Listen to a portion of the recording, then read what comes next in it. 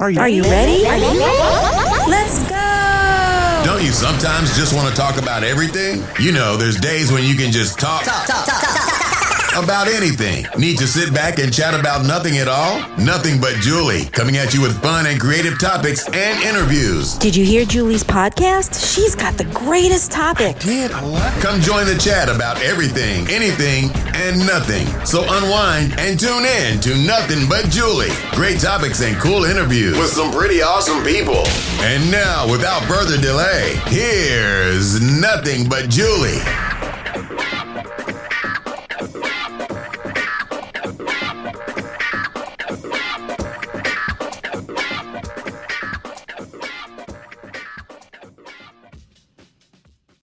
Hi, everybody. This is Julie Schrager with Nothing But Julie podcast. Thanks so much for joining me and Rhonda Marie for another installment of Thursday Thoughts. Hey, Rhonda. Hi, Julie. How are you? I'm doing well. How are you? I'm good. Good. So we decided that we were going to do our podcast today on parenting the adult child, because both Rhonda and I do have adult children, and I'm using air quotes. And I have to say, I think that there's a lot of people who think, oh, good, once my son or daughter turns a certain age, that's it. And we forget that we are moms for life, and it never ends, no matter what. And it's just like another stage, another phase that we are, as usual, not completely, I think, prepared for.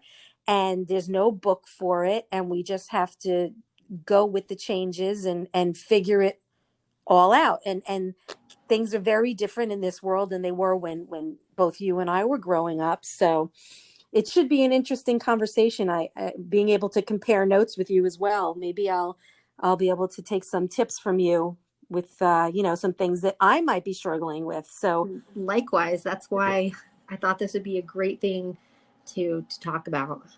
Yeah, I agree. And so what I'd like to do, if it's okay with you, is maybe just start off with a quick snippet of, what life is like from early and then getting into the adult age, but very quickly, and just covering things such as, you get pregnant. It's the most wonderful thing, and we're all elated, and it's great.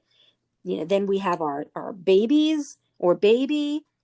And all of a sudden it's like, oh my God, what do I do? He has a sneeze or he has a cold, and all the little things that come along day after day as your child grows, and the challenges and the stages that you and I are adults, but we have to constantly change with our children because they are constantly changing.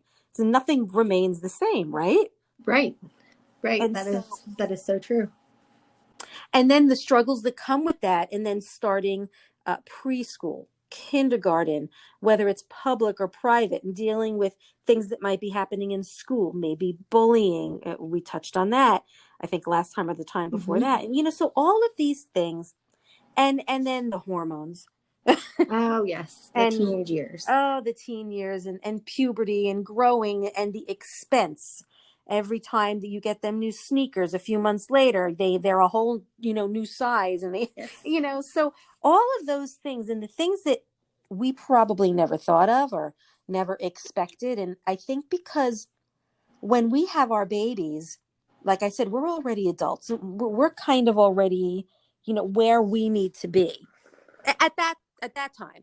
And then because you're dealing with, a child that is constantly changing, now you have to start changing yourself, and you start realizing, all the different challenges that maybe you have to overcome, and, things mentally and physically. And then they get older and they graduate, and it's, oh my God, they've graduated high school, and they struggle, right? So they're changing, but they don't realize it.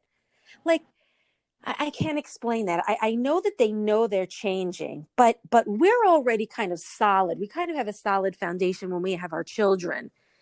And once they get to a certain age where, let's say, they may be going to college, all of a sudden you're like, now what? What Right. do I do now? And you notice that you're forever evolving, and that you're realizing that your children are. So then here they are, they're in college, right? Maybe they're home like my son was, or maybe they're away. Was your son away for college? So he's 20. So Oh, I'm sorry. That's right. He's 20. Yes. he's not quite done with college yet, but we had kind of a different, he tried to go into the Marine Corps, and that was a whole thing. Yeah. When he, got sent home medically, and, there was some struggles there.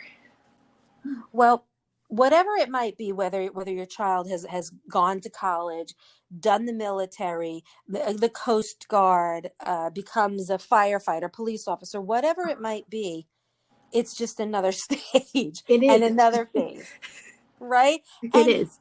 and although so I'm 51, you're a little younger, well, a lot younger, you're like 39, but it's still, I think that our children kind of help us to grow, and we, I think, maybe kind of learn from them who we really are. But now you've got a 20-year-old, my son is 24, and here we have adult children, and yet another phase and questions of, are they going to be moving out of the house? If your son is in a different state or whatever, you are always worrying about that child or thinking about their child. It doesn't end. It doesn't No. end. And that's what I was unprepared for. Right. I was prepared for him, because he was, okay, so he graduated high school when he was 17. He turned 18 like a week or two later. Mm-hmm. And I thought that after he went to the Marine Corps that fall, and I thought that was it. Like I was just done. Like, and then I, quickly realized I will never be done. Never. Never Until we're 6 feet under. And even then it's not over. And so I guess, I mean, I think I have so many questions, and some of my questions are, so, well, I guess it's kind of, it's like a generic question. So what happens next? Right. What happens next? My son is still living with us, and I'm completely fine with that and happy with that, because he does have things around the house that he has to do. He does pay for a lot of his own things. He does work full time. He makes very decent money. He's very responsible, blah, blah, blah, blah, blah. I have no complaints about that. But of course, the next question is, okay, so you're going to be looking for a place anytime soon? But at the same time, I really am in no rush for him to leave. And I want him to be able to continue to, save money, because it's not easy out there. And once he's gone, he's going to start seeing that money go. Right. So I just, that's basically like my next question of, when is he going to be leaving, where there are so many adult children.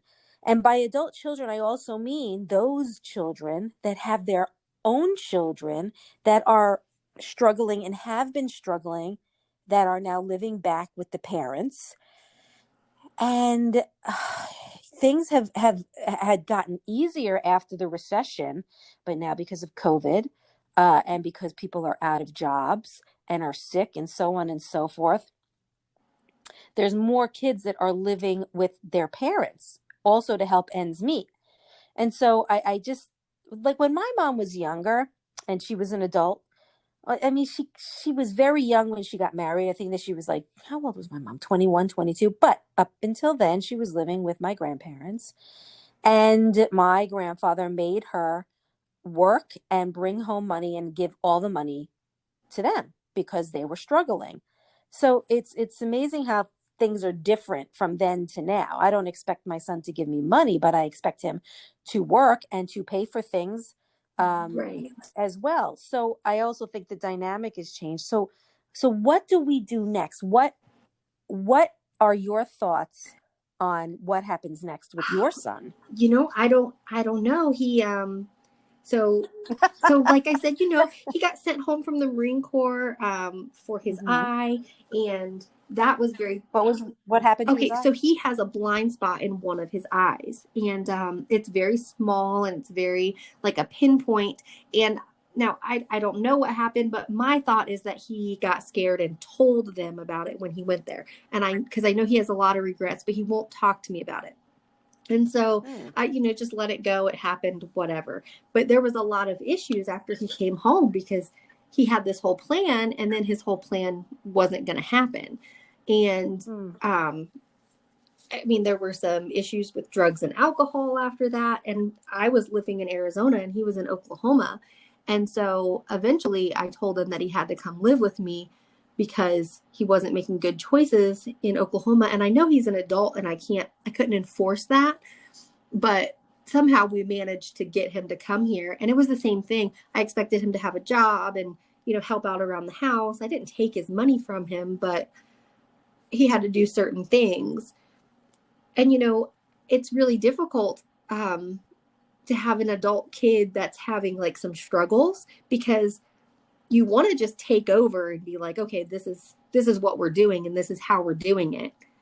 But ultimately you have no power to do that. Yes. Right. Like you're absolutely and so right. I think for me, that has been the struggle of having an adult child, is that we raised him to know these things and to not do certain things and make certain decisions, but we have no control now. Yes. And so I almost right? Like I feel like it was easier when he was a kid, because then I could be like, well, give me your keys and your phone and you're not going anywhere. Right. And now it's just like, you can't. I mean, he pays for his own car. He pays for his own phone. There's no recourse. But this is what I was saying, Rhonda, that we're constantly evolving. Because of our children, when we're used to having, I think that as a mother and as a woman, we have in our DNA to be some kind of controlling force in this world. It's just how it is, right? It is. And how do you give up that control? It's so hard. Once you've been doing it for 20 or 20 plus years, and all of a sudden you're just supposed to change overnight because your kid is, and you have to, I think that you have to be like more of a consultant than like a CEO. You have to. That's a great way to put it. Right. You kind of, it's like you're how do I say it? Like you're running the company, but you have to allow the other people with the titles to still do their job and know that they're being responsible enough to help keep the company running. Right.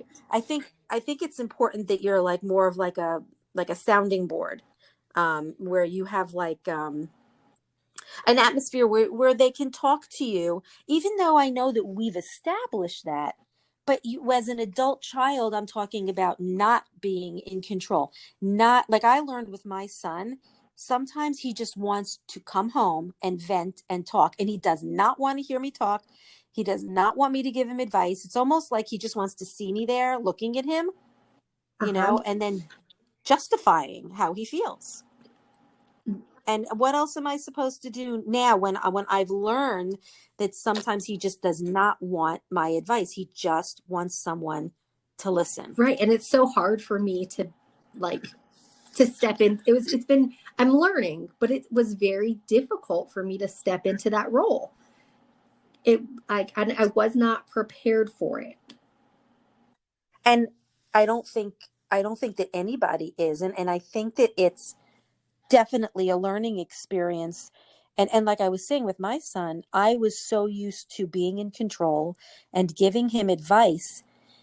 And then, as he started to evolve into this adult and working full time, he, of course, would have his struggles at work, so on and so forth. And I would do my usual, well, let me tell you what I would do. Or, well, yes, always wanting to, right. And then all of a sudden he's like, Mom, I don't want your advice. I just want you to listen to me. And I was like, okay. You're like, okay, well, what But the thing is I don't know from one time to the next. Can I talk? Right. Or is this the night where you don't want me to say anything? Just tell me. Yeah, you I never. got to start the conversation with, are you wanting my advice, or is this Right. just you like telling me Venting. about your situation? And now I Right. ask him that now when he like calls me and I Good. can tell he's upset, and he's like, Mom, I just, I want to talk to you about this. And I'm like, okay, well, are you going to want my advice, or am I just listening? That way I don't. There's nothing wrong with that. And for me, I've learned now, like I joke, like he'll come home and I'll say, how was your day, dear? Like my husband, and I know that if he needs to talk, he will. And I also don't say anything. I won't say a word. And then when he's done, I'll say, do you want, my advice, my opinion, or do you want me to, like you just said? It's more exhausting being a mom now than it was before. And you hit it on the nail on the head, the nail on the head. When they were little, you knew what your role was. Yeah. This is mom. This is you. You're the child. You listen to me, and that's the end of that. Yes. And that's it. And now it's like, what exactly is my role now? And it's a struggle, but it's just, I think it's just yet another, like factor in raising a child, where you just have to kind of go with the flow and let it iron itself out, because it will eventually. It will. And that is one thing that I've learned too, like that, he'll have these problems, and it's like, he's very dramatic. Like, he's at this very dramatic stage. Everything is the end of the world. And he's just like, he's just, so I have to kind of take it with a grain of salt sometimes when he calls me, because I'm like, this is not as big of a deal as you are currently making it out to be. But I don't tell him that, because then Right. he's going to get mad at me. Forget it. World War III. Right. Because, my ex-husband, who is not his biological dad, but has raised him most of his life. And that's his dad, they are, of course, butt heads more than he and I do. Like, and I think that's normal. Like, as you start to grow, you kind of butt heads with the same sex parent a little bit more. And so he butts heads with him a little bit more than with me. And so he calls me to complain about that a lot. And my advice is the same every time. You are an adult now. So therefore, if you don't like that, you don't have to go over there. You don't, like you're a grown up, he doesn't live with him. So I don't know what else to tell him. I wonder how much our boys like hearing us say you're an adult now. I wonder if that gives them. I bet they love it and hate it. They might. I think so. I was thinking maybe part of it, they get some anxiety, and then, part of them, they're okay with it. I don't know. I mean, it depends, I guess, on the situation. Each situation is probably, different. And like my son is learning every single day where he's working about, the mess ups that he's making. He works at a car sales a dealership, and he's actually doing, great. He's doing great, and he's only been there since July. But I always felt that he was a born salesperson, and he's doing this to get as much experience as he can before he goes into what he wants to do, which is maybe the finance sector in sales. Yeah, but he knew that he was not ready for it, right? And it was actually kind of a smart move. He didn't want to learn from the people that were in the finance sector. He actually wanted to learn from true salesmen, like real frontline, on the floor people. And so for him, he's a born salesman, and he's doing really well, but he didn't have a lot of training. And so there's a lot of, mess ups and mistakes. And so the other day he messed up and learned from it. But I said to him, made the mistake of saying, well, did you learn from your mistake? Oh. I mean, it was such a true mom statement, right. Right. Well, what did we learn? And what did we learn? Right. And he's like, really, Mom, what am I, 9? And I'm like, Right. I You just didn't, don't know what to I, say. what I'm like, I'm looking at him like, sometimes, and that was not the smartest answer, but sometimes he just whips back a really smart answer where I'm just like, I don't know what to say. I'm just looking at him like, Right. Yeah. speechless, which obviously right now is hard to come by with me. I'm always talking, and I always have an answer for everything. But it was really ironic because it made me think of, wow, okay, so this is what it's come to. Like, I'm damned if I do, I'm damned if I don't. I just should not say anything. Right. And don't say anything. Just but don't then, talk. I've gotten that because like both of our sons seem to have gotten that. Sometimes they just want us to listen. They don't want us to try to fix the problem. Right. But then sometimes when I don't try to fix the problem, well, aren't you gonna help me with this? Is what I get. Oh God. Oh, you see, this is what I mean. You're damned if you do. But like you said before, that you'll ask him. So I ask now. And I think so that is kind of like falling into the category of being respectful to how he feels. And therefore, I think he would then have respect for you because, well, you're being respectful of him. And then in turn, it just becomes like a nice flow. And I think that now as parents of adult children, we have to listen more than we talk. That's really important. And that's a struggle for me because I just sometimes, it is. It's a struggle for me too, because, when he was having like, and he's okay now, he's been clean and sober for over 6 months at this point. Wonderful. So, yeah. And so, but, I struggled with addiction issues when I was younger. And so I have a lot of life experience with that. And, but he didn't want to hear that. He didn't. And I had warned him his whole life. I said, addiction runs in our family. Like you have to be careful because there is that genetic component. And so I was always very open with him about that. And then of course, when it happened, I was like, was I too open? Did I create that, and there was a lot of taking the blame to myself. And that's another thing I had to learn, like that his mistakes now they're his mistakes, and I can't, there's nothing I could have done or, so there was that component as well. But yeah, he did not want to hear my advice on anything for a bit, and so. Because you know what, too, I think as moms, and I'm sure dads will have their own opinions as well, but, I can only speak for myself. But I think as a mom, all we want to do is fix it. We just, we want to be the fixer upper. We want to just fix everything. We want to fix the pain. We want to fix what's happening. And that's okay when they're younger. And even when they're young, it's like, we have to start raising them to be men and like, let's say your son at age 5 falls and really hurts himself. And, you're supposed to make no big deal out of it.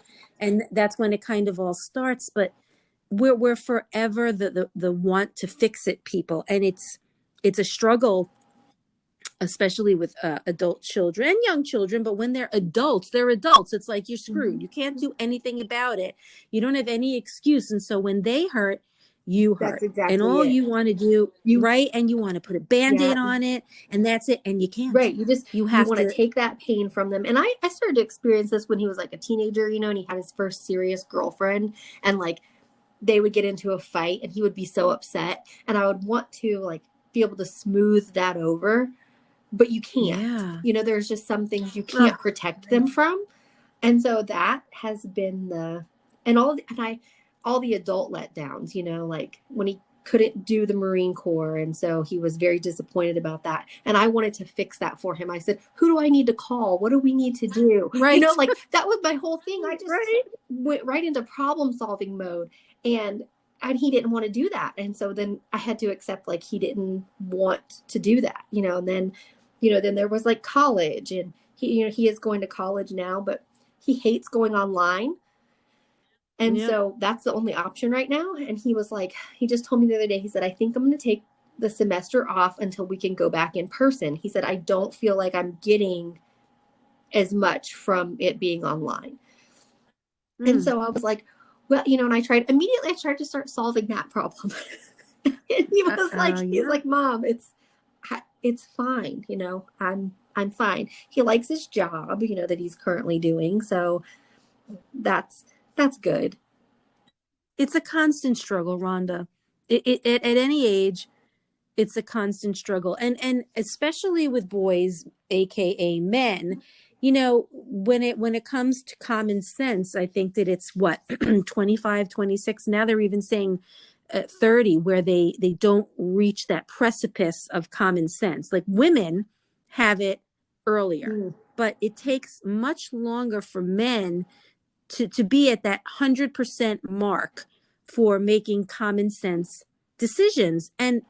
But the thing of it is, even if we think we have the answer, or no, you're too young to know, it doesn't mean that they don't know what's best for them. And it doesn't mean that what advice we would give them is right for them at that moment. That's so true. Right? And it's not just with my son that I struggle with this with. So, I don't want people to think it's just him.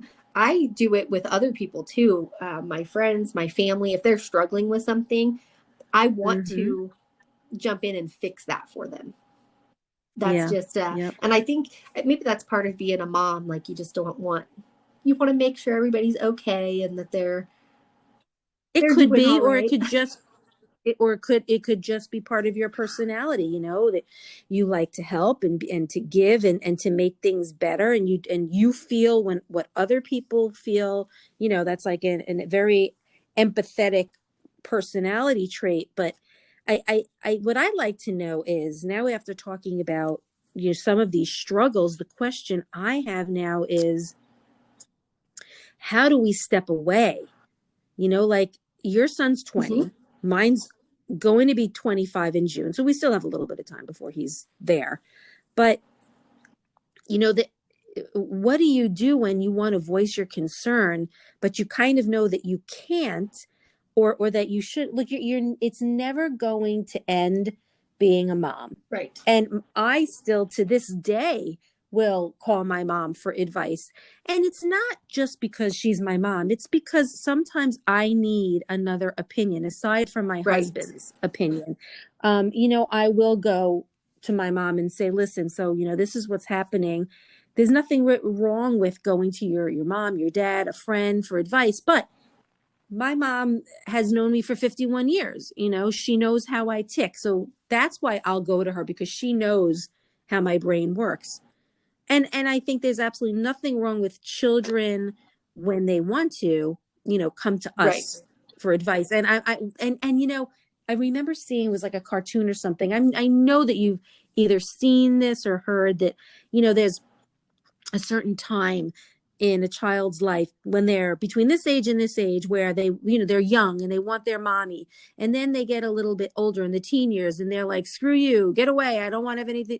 And then at some other point later in their 20s or 30s or even 40s, they come back to you and they want that advice, But so my question is, like, how do you release those reins yet again, even though we're struggling with it, and we're wondering if we should say something, or, is it dangerous? Should I not be saying something? Am I going to wind up getting into an unpleasant, argument? So that is how I do it now. I kind of try to think if that is something that's like physically going to harm him, or if it's something that, is going to emotionally harm him. That's how I kind of have started to go with it.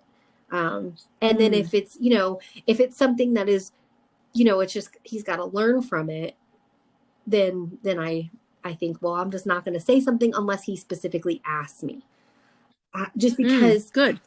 Like, of course, we do have the addiction thing. And so when he starts behaving in certain ways, I will ask him, I will say, are you doing okay? You need, like, this is the time to be very honest with me. Do you need some help? And, sometimes he at first he was getting really mad at me about that. And I was like, hey, I was like, this is not, I'm not accusing you of anything. I'm just saying there's some behaviors and this is why I'm saying something. You know, and you just have to understand, like, that's just going to be part of your life for a while as you move to recovery. Yes. And so he's gotten better about that, and I've gotten better, you know, and I don't just immediately, my boyfriend calls it the pull out my jump to conclusions mat. He said, you know, why don't you put that jump to conclusions mat away, and why don't you ask him insteed of just, freaking out. Well, yeah. Coming from a man, you know, you're taking advice from a man who's been there. You know? So he's like, I just, let it go until you think it's going to be a problem for him. Like, you got to let him learn on his own. Oh, and I said, hard. It's so hard. It's so difficult. And, you know, it's crazy because my boyfriend doesn't have that kind of relationship with his mom. Like, they're not close like that. They have a different kind of relationship. And so he's like, you're the kind of mom that is just, you were always very involved. You didn't, you were there for everything. You were very involved in his life. He's like, and so that's probably harder to let go. Yeah, and you're right. I mean, that's a really, really good point. Depending on how they were raised, your, boyfriend, husband, fiance, however they were raised, really has a lot to do with the advice that they're giving, which could maybe not be the best advice based on the relationship you have, but it's still coming from a man's point of view.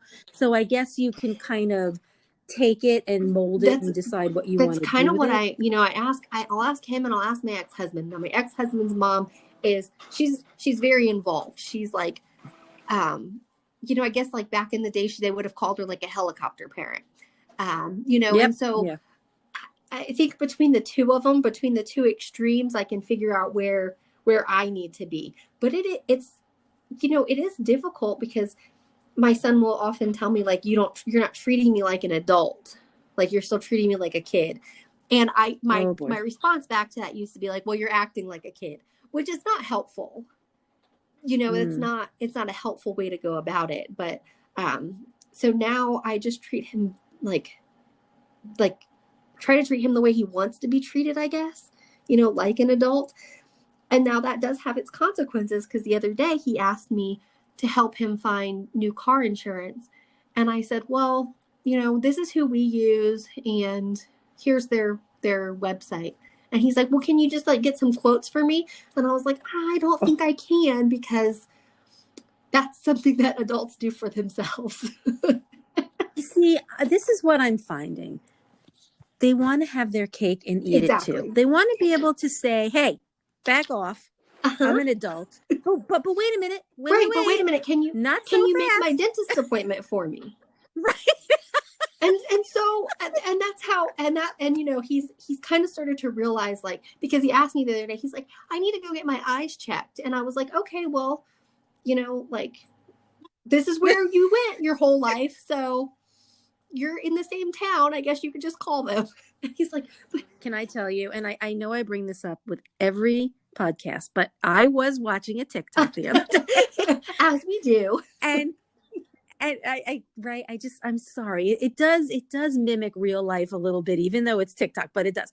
And it was this real situation where the mom was recording the daughter in the car making a doctor's appointment, and the daughter has to now answer all these questions, I guess, from the receptionist, birth date, what are you allergic to, this, that, and the other thing, and simple questions. And there were some questions where the daughter just like would look at her mom, and her mom's like, really? Right.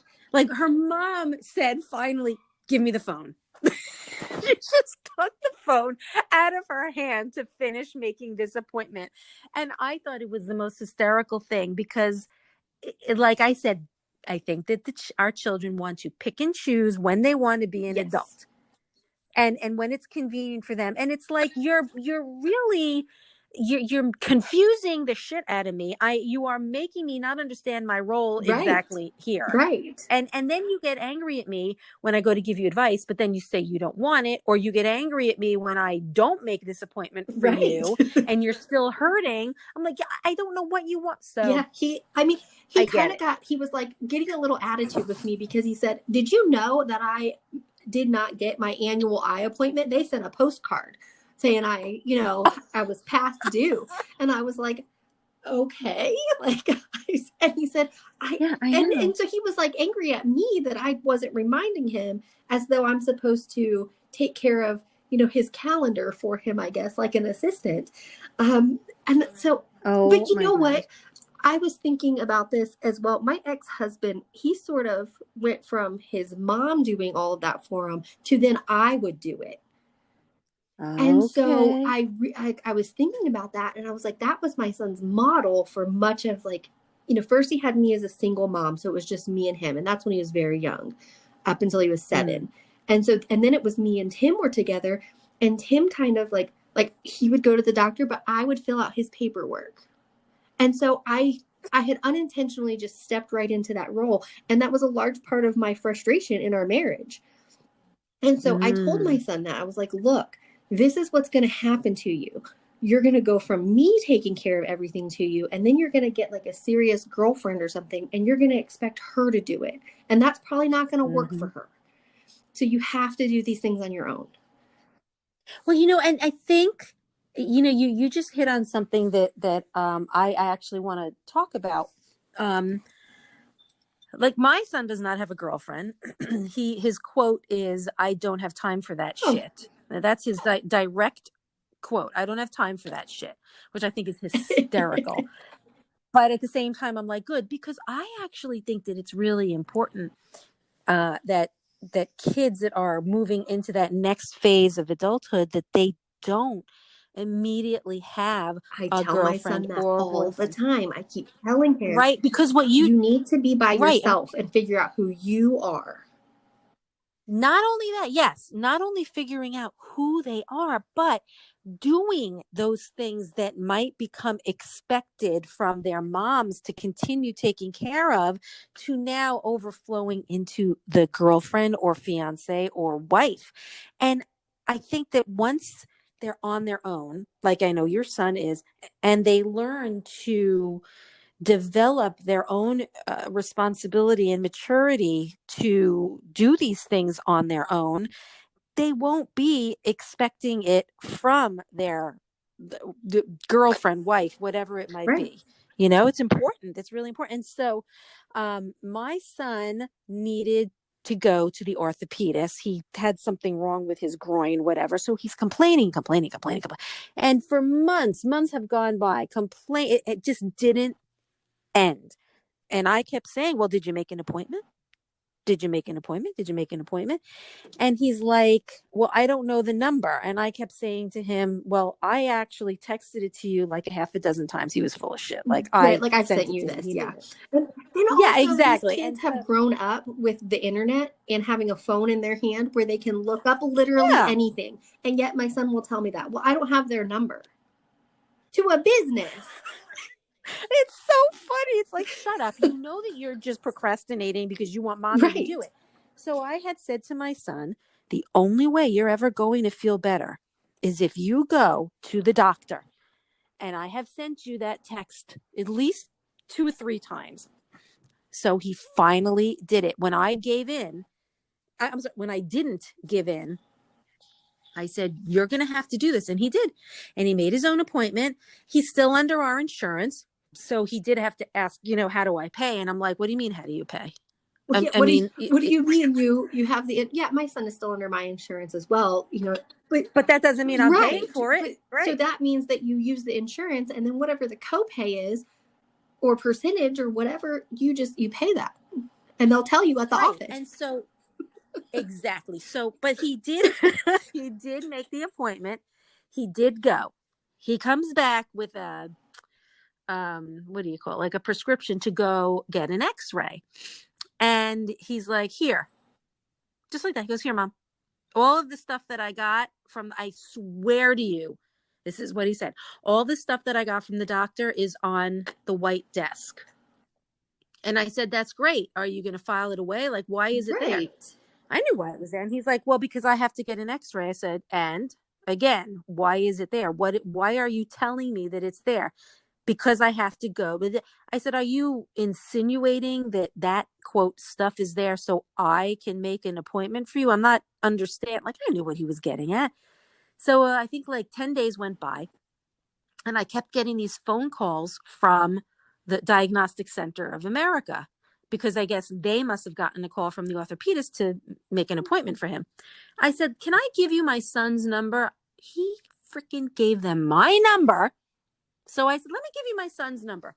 My son gets home and he's like, my phone is blowing up with the diagnostic center calling me to make an appointment. I'm like, well, did you? He's like, no. I'm like, why not? He's like, well, I don't know.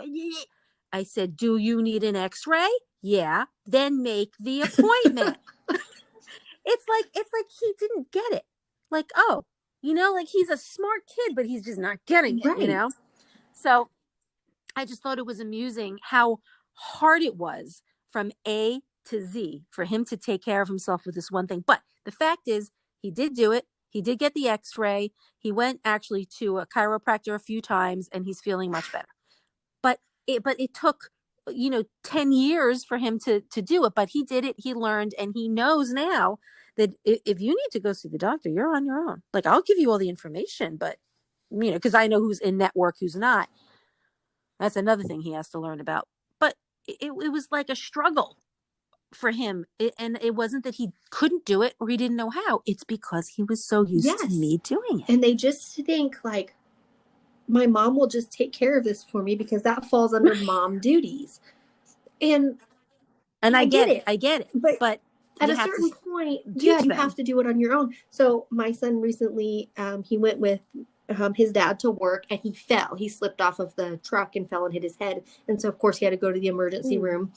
And he did the same thing. He gave them my number with that. And so they have been sending and my email as well. And so they have been sending me all of the stuff.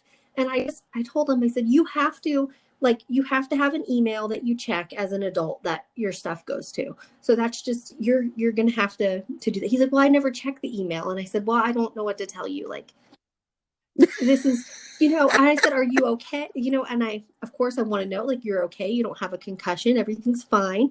And he said, yeah, no, I'm fine. But he did get knocked out when he fell. And so of course he had to go. Yeah. Oh, wow. He hit his head hard. And so he didn't want to go to the hospital either. He woke up and my ex was, making sure he was okay. And he said, okay, well, let's get in the car. Let's go to the emergency room. You have to get a CAT scan, MRI, something, because when you fall and hit your head hard enough to knock you out, you have to get that checked out. Yeah. And he didn't want to go. He said, no, I don't want to go. It's going to cost money and this and that. And, he was like, well, you're going, like, you have to go, because if you go to sleep tonight and you don't wake up, like, and I knew that you fell and hit your head like this, he said, I would not be able to live with myself. So we're going.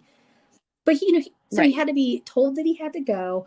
And then I just know, like, him and my ex are so clueless in the hospital. They're calling me and asking me questions on the form. Is he allergic to anything? And I said, oh my, you're 20 years old. You need to know if you're allergic to anything. But look, aren't we little to blame, because we're the ones, as we were talking about before, we took control of doing these things? Because I think, okay, look, this is to defend us. I really, truly believe, for all intents and purposes, that the reason why we do it is because we just don't think they're going to be able to do it right. You know what? I think it's because it takes them so long. It takes them 3 times as long. And they ask you 500 questions about it anyway. So it was easier. Mm-hmm. It was just easier his whole life if I just did it, because it would be done faster and just with less. I mean, they were going to bug me about it anyway. So I might as well just do it myself. Right. I get it. And there are certain roles I think that women fill, but it seems to me as though we are filling almost every role there is, and letting many of the men get off scot-free. And with all due respect to men and our husbands and boyfriends, I'm not saying that to be rude. I'm just saying that it could also be our fault. We're the ones that just like I know that I definitely have or had a control issue when it came to Oh, my me son. too. Right. I mean, look, my husband, right? My husband was working full time. Well, we were both working full time, but I had a much more flexible schedule. And I was like the primary person raising him because I had more time. And with that came being home when he was sick, having to go to the doctor when he was sick, all of those things. And it just kind of then becomes your responsibility, and then the more things I think that become your responsibility with your child, the more you keep taking on. And then you don't realize until they're older, oh my God, like I've done I've this. done all of Yeah. this. But I don't think, Rhonda, that we're alone. I am sure that there are parents that, you have to do these things for your kid. You're not going to tell your kid at 6 years of age, make the phone Right. call and if you're sick. But then there just comes a time when they are adults where they then have to learn how to do these things on their own. And it happens. We just have to kind of give them that push. But it's getting back to, the maybe the ensuing arguments or the confusion I think that we have with raising our adult kids. I think that there's like a whole new set of rules. I Yes. think that as right as our children get older, that we have to implement, and then we as moms have to say, "Oh, I really don't like this new rule for myself, but I know I have to do it for Right. my son." Right? That's what I read a book called, it's just the Boundaries book, and it's one of the best things my therapist ever recommended to me, and it talks about that, like, as your kids get older and you start setting these boundaries for yourself, and you don't like them maybe, but you realize that you have to do them. And so Yeah. I think that's like, like I recently had to set that boundary with him. Like, no, you have been very firm on how you want to be treated as an adult. And so you can't make this boundary. And then when it's convenient for you, take it away. Well, now I want you to take care of me Right. and be like, I want to be a kid again. And I want you to, help me make a, budget everything for me and make my doctor's appointments. So I think that that's one of the things that I've had to be like, no, we've made this boundary. So now, as much as I want to just jump back into mom role, I need to be a, mom to an adult role. We have to stay there. Well, I think we also have to look at ourselves and, think about what were we like when we were their age. And like for me, again, my son's 24, but at 24, I was already married. I was very responsible at a young age and started working long before my friends were. While they were still in college, I was working full time, and I just my life was very different than many of my adult friends, and so and my husband and I virtually had almost like the same kind of like young adult life where we were both working at a young age, paying our own bills at a young age. And although I was, excuse me, living with my parents, they were snowbirds. And so for at least 6 months out of the Oh, you were year, 1 month here, I was home alone, which was wonderful. Oh, right. it was wonderful. But regardless, I had to pay my own way with quite a few things, including food. And because I was working full time, it was not always a full house with food, but I had my dog, I had responsibilities.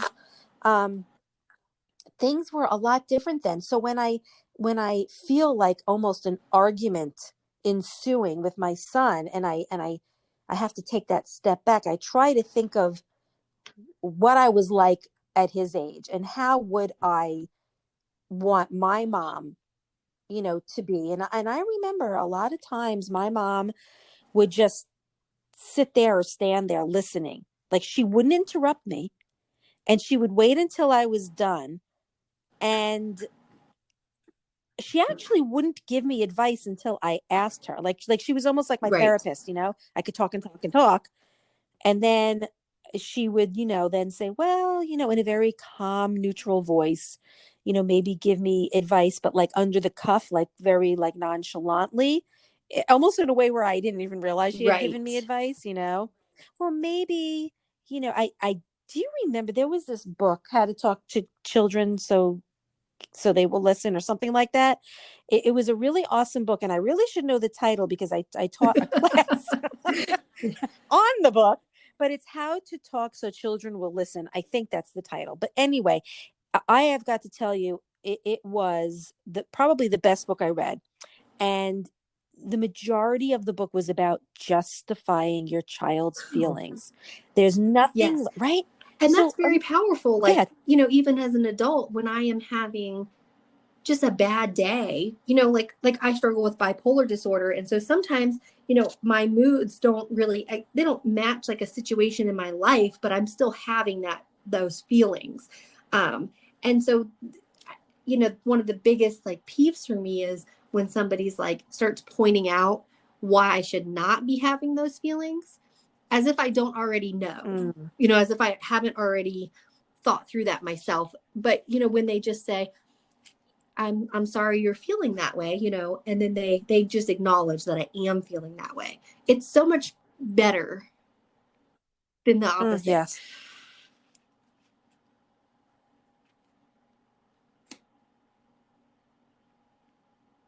And I don't recall. Julie? And I just remember sitting there and listening to him.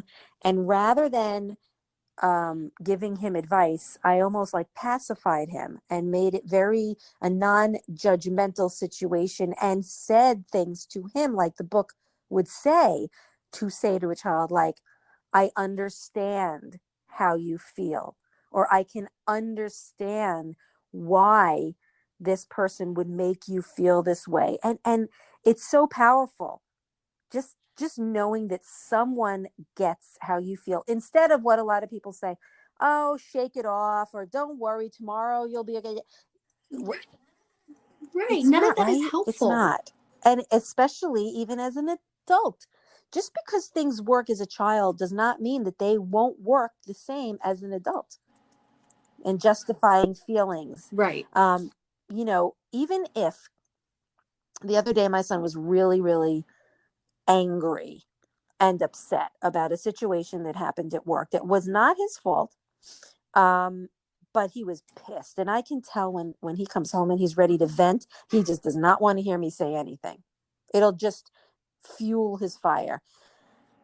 Oh my God, Rhonda, I struggled. Like every time he took a breath, I wanted to go, but wait, well, let me tell you what I would do, or give me that fucking person's name, Right, because you just want to fix it. And I struggled, and I struggled to continue to make eye contact because all I was doing was like analyzing the situation. But I sat there and I listened to him.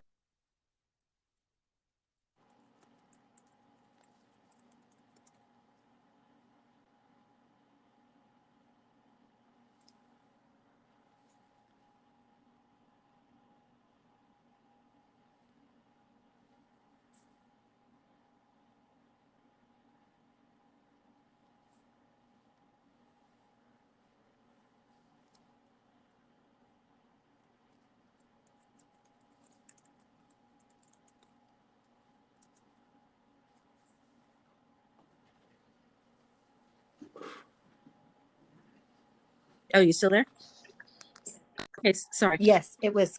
Okay. No, I didn't make a peep. I didn't say anything. And I struggled the whole time with not saying anything. But in the end, he walked away. He went to go take a shower. And that was the end of that. And I'm like, okay. Well, maybe that's all he needed. He just needed someone to listen.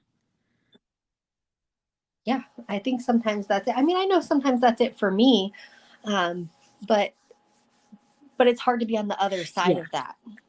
So I have to have that little conversation with myself, like, okay, so this is one of those times when, like when you just want someone to listen and not try to solve the problem for you. And maybe we're not, supposed to be parenting them anymore. Do you know what I mean? Like It's not like we're supposed to be Right. friends, but we're supposed to be two adults having a conversation. You know what I mean? I don't think that, Yeah. when does that line get drawn where you are still the parent, but you're not supposed to be parenting? Right. Because you're So, tempted. You're always when we tempted. were right, because you're tempted. So when we went when we were going through the divorce, we went to like family therapy, and she talked about our roles, like how they change as your kid gets older, and how you go from being like you said, like a CEO, or and she said as they get older, like late teens, early, you're like a coach. You coach them, but you don't. What they ultimately do with it is them. And I was like, okay, well, it's really difficult It's for me though. Did you I ever just want hear of to, being a snowplow parent? Okay, so basically you yes, have to put the plow away and give your child like a shovel so they, right? It's basically like, okay, handing over, yes, this is you having to be an adult.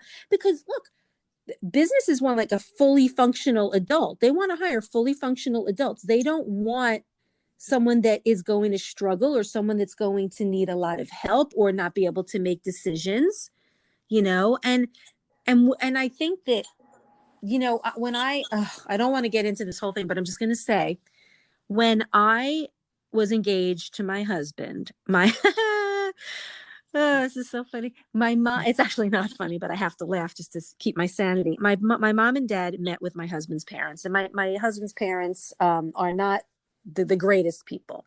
And when they met, my husband and I were at the time living in Georgia, and I knew that they were going to meet. I knew how his parents were. And like every second the clock was ticking, I'm like, oh my God, I wonder what's happening. Needless to say, my mom called me up and told me that she could not, believe some of the things they said. And so they talked about the wedding, and primarily my parents were going to be paying for the majority of it, because the father said to my parents, I'm a buttonhole maker compared to you. I will be a guest. Right. And so this came after he went on and on and on about, I can't believe these two are going to be getting married. They're so young, blah, blah, blah. Well, I was 23 when I got engaged, and he was almost 26. It's not that young. So the reason why I'm bringing up this dinner is because my mom said to his dad, I brought my daughter up to be a smart, a decisive adult. And if my daughter tells me that she's in love with your son, then she will get my blessing, because I know that she's making the right decision. And it's because of that. I remember she told me that. And we have to remember, I think, as parents, that from day one, even though we might have made God knows how many mistakes, we still did the best that we could to raise our children to be as responsible as they could. So now, even though we're struggling as parents of adult children, we have to know that the things that they're feeling and thinking and saying are justified, and that we've done a good job of raising them well enough for them to maybe start making their own decisions and letting go of those reins, no matter how hard it is, because it really is hard. that's what my mom was telling me. She said, and she will be the first to tell anyone that she wasn't a great parent when we were growing up. And so there was a lot of, difficult things, and, she wasn't always there. And said, she said, you and your sister had to teach yourselves these skills and become adults on your own. She's like, because I wasn't there for you. She's like, and we talk about it now, and she knows where she went wrong. And she's like, she's like, but the way that you and your sister parent is completely different. She's like, you're there for them, helping them and guiding them. She's like, so you can trust in yourself that you raised him to be able to do these things. And that's really like meaningful to say, like, I did a good job, so I just need to trust in that, and trust that I did it, and kind of let But go a little again, bit. it's not easy. And funnily It's enough, not. when we were talking about the boys making, appointments, look, in in reality, those are just such small, minuscule things. You just teach them. You pick up the phone. You make the and I think that when our guys don't want to do that or expect us to do it, it's either because A, they do expect us because that's what we've done, or B, maybe they are just insecure or not sure how to do it and just need that push. Like when they were kids and we would have to just push them to kick the soccer ball or whatever sport, right? We always just encourage them and say, you can do this, right, you've got even it. though they're older, but and still every phase is different. And once they start to do those things that they're not used to doing, well, then you just conquered that one. But I think it's important that we have to know that we have faith in ourselves bringing up our kids in a very responsible manner. So when they do become adults, we wouldn't have to have this podcast. No, I mean, we tend to forget what a great job we've done. We do. And right. And when I look at like the grand scheme of things, although he's had his struggles, he has a job. He, pays for all of his own things. He does what he's supposed to do. He, so like for the most part, the little things are not, like you said, like the making the appointments. He is only 20, and I hate to say it like that, but he is a young adult. Whereas my son's 24. So there are certain expectations I have of my son, like making an appointment with the orthopedist. But, there are those things where you just don't realize, oh, shit, he's never done this before. Like he. Right. It was like financial aid for college. He was like, I don't know how to do that. Like, and so at first he wanted me to just do it for him, because he has to have his parents' tax information because he's under 24. And so he wanted me to just do it for him. And I was like, well, I don't really want to do that for you. Like that is boring paperwork. And I really don't, I just don't want to.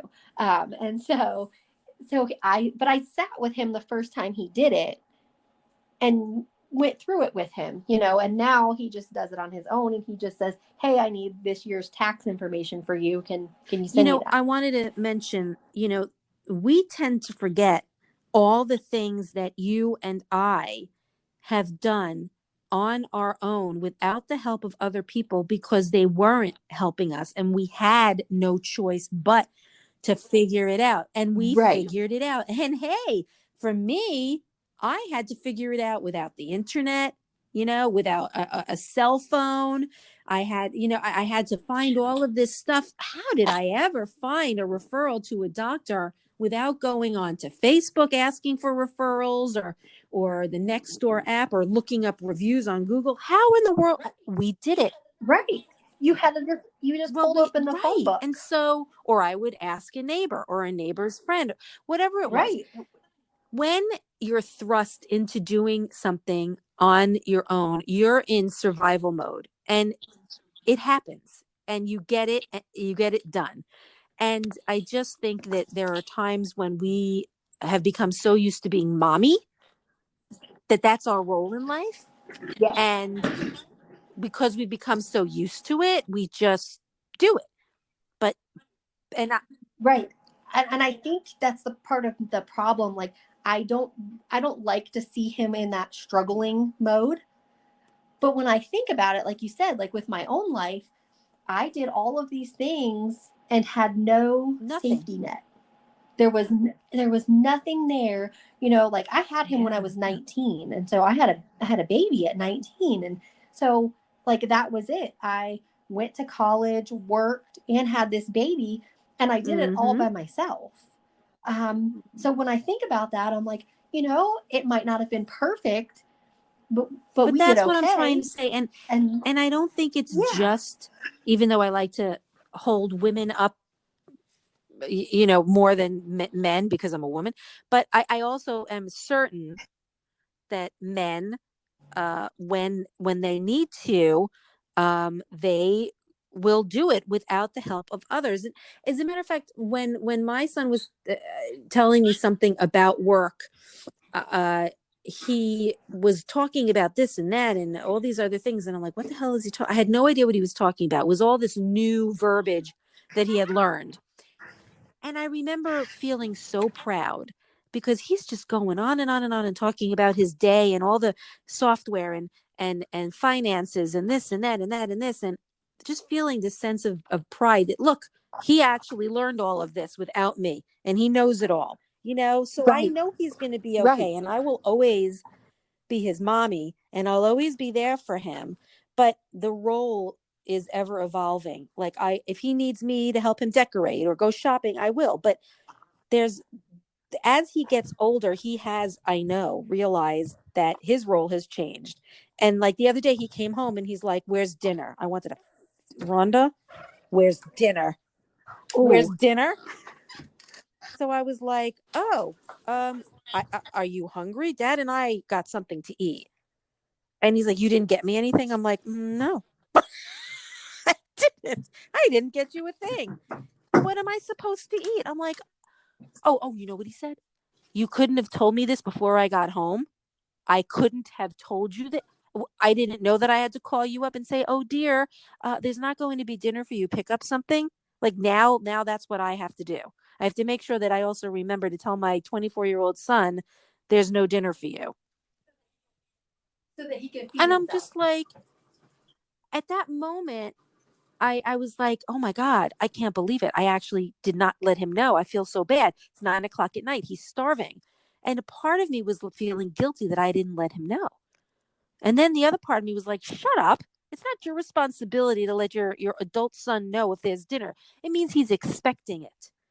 And if he doesn't get it, then he's going to be upset. And I'm like, there's plenty of food in the house. I'm exhausted and I first have to make dinner. I was like, you go fuck yourself. I just wanted to punch him. I first have to make, I said, if I was not here, what would you be doing? You would be coming home at 9:00 at night to an empty house, probably with an empty pantry, an empty refrigerator. What would you do? I mean, what? You right. No, my son, when he was staying here with us, he would do the same thing. Like, he would just come home and he would ask what's for dinner. And sometimes, if we'd been out all day or whatever, we would have just grabbed something. And he did the same thing. Like, well, couldn't you have let me know? But I get it also. I mean, he's used to it.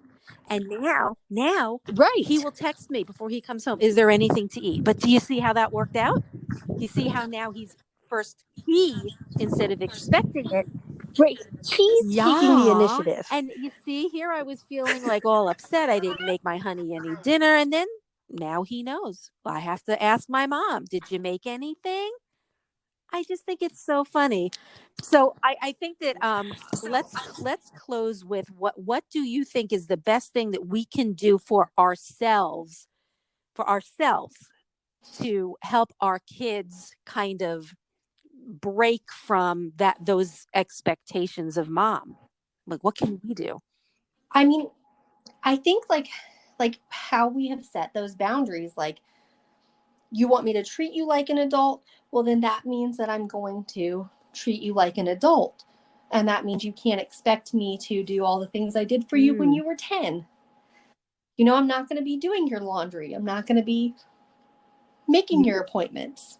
I'm going to treat you like a young adult. Well, I think that that's a perfect way to end it. I think that the more we let go of the reins and make them do a little bit more for themselves at a time, they will not only learn to do those things and not expect us to do it, but they will then question the next thing that they have to get done. And they'll question if we will be helping them, and maybe they'll ask us, or they might just go ahead and do it.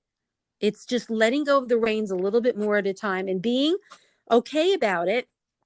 It's not easy for me. It is not easy. I still want to make his doctor appointments. I still want to do this and that. But it's like, when your son was younger and you knew he had to do his homework himself, even though he would come to you and ask you questions, or maybe, Mom, can you do this project with me? Sometimes you just had to say no to certain things. And that was a struggle even then. So now it's like I fully have to let go of those reins and let him be on his own. And I think he's there a lot more now than last year and the year before and the year before that. But I'll still say though that the struggle is with the whole, am I supposed to talk now? Am I allowed to talk? Yes, You yes. know, so I have to now ask the question, do you want my advice, or do you want me to just be an ear to listen? And when you said that Yes. earlier, that was perfect, because it's giving them the respect they deserve in asking them that question. So this way they know that they're going to be able to accomplish what it is. And they always need to know we're there for them, no matter what. And it's going to be hard when you let go of those reins, because I struggle with, oh, does that mean he knows it? You know, I'm letting go of him, and that, no, he'll know I'm still there for him, Right. but that he's still going to have to be responsible for many other things. Because it's that balance between, you want them to know you're still there for them and you're still their mom and you would do anything for them, but also that you trust that they can take care of And I themselves. do trust it. I do trust it. And I do hope that he keeps coming to me for more and more things that I can help him with, that are okay to help him with. Like I said, like if he moves into Right. a house or apartment, whatever it is, and, you know, he needs help going shopping to, you know, for toaster ovens, those kinds of things, you know. Yes, Right. Yes. shopping, fine. I am perfectly, I will tell you what the best brand is Right. or what to look for. I would You know, gladly it's do like, that. I forget the name of the movie, but there was a scene where the daughter came to the mother for help with her child, and she was asking for advice. Excuse me. And I remember the mom saying, I know how tough this is for you, but it's your decision ultimately.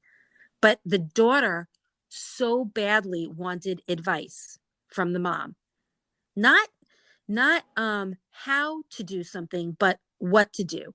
Like, should I do this? Should I do that? And the mom said, I can understand this is going to be a very difficult decision for you, but it sounds as though you already, you know, have options for answers. You just have to pick which option. So you see, Right. you know, it's like she was letting her know, you know, you've done a good job in figuring out all the different questions you need to ask yourself. Now it's just a question of which answer do you want? Not, I'm going to give you the answer and go with it, which is how I was a lot when I was younger. I would always ask my mom, what would you do? And most of the time, Rhonda, she would give me the same answer that I had in my head, but I just needed to hear it from her. It's like you just needed someone to tell you you were doing the And right thing. as a young parent, as a young mom, we all struggle with that, and you want to know you're doing the Yes. right thing. But now it's kind of like, I know I've done my job, and I know that I've done a good job. So if my son needs advice, I'll be more than happy to give it to him, but I would probably ask him what he was thinking about doing first. You know, instead of just, let me give you my opinion. What is it that you're thinking of Yes. doing? And that's what I would do when he was a kid. If he needed help with homework, or with a situation with a friend or at school, I would always say, well, how are you feeling about this? You know, the justification. And then I would go off of that and say, well, you know, I don't Right. disagree with this answer, you know. And that Right. was the best way for me to solve it, because I wanted to start at a young age, but obviously, you know, they still, and it's really funny watching how he comes to me for certain things and he goes to my husband for other things. It's, and Oh, well, you yes. know what really pisses me off is that he goes to my husband when asking, you know, questions about finances and money. And I'm like, what the hell is that? Like, what do you think? I'm not good with money? Like, how have you separated us into categories? Like, ask him about these things. There was a time when he came to me for everything. Yes. And now it's like mom is for Yeah. certain questions and dad is for What the certain other hell? questions. And I don't know how they categorize it, I you don't know, like, know. I don't know. And this just seemed to have happened all of a sudden when he started getting, you know, started working at this place. Like, you know, he'll talk to my husband about, you know, the finances and the cars and things like that, as though like, oh, she's just a woman, that kind of thing. And then if I ask him, he's like, don't worry about it. I spoke to Dad. Don't worry about it. I want to punch him when he says that to me. Don't worry about it. Oh, okay. So I'll talk to you about, your haircut later, because that's so important. Right, because that's a mom area, you see what, and this, I remember saying to him, you cannot categorize me. What are you going to do if you have a wife and you have children? Are you going to categorize them? You can't do that. Whatever. It is what it is. I can't complain about everything. So this was a lot of fun again. Oh God, we're getting into some really, I mean, you and I have a feeling, can keep going on and on about this, right? We could talk about it next week. Oh yeah. We could have a whole podcast just about parenting adult children. Maybe we should have a part 2 next week, talk about what we had to deal with this whole week, and talk about it next week. I'm sure we'll touch the subject on it. So why don't you let everybody know how they can touch base with you on social media and your company and all that good stuff? So my company is Clothesline Apparel Company, and if you go online, we have a website, clotheslineapparelcompany.com. You can find all of the company social medias from that website. And I'm on social media as the Rhonda Marie on basically every platform. Perfect. So, and I too, my name is nothing but Julie on all social media and on my podcast as well. You can hear me wherever you listen to podcasts around the world. Feel free to subscribe and like the podcast. We do this every Thursday, so we hope that you had a really good time listening to us talk about our wonderful children and parenting adult children. Great topic. Thanks, Rhonda. Okay. Thank you, Julie. Have a good weekend.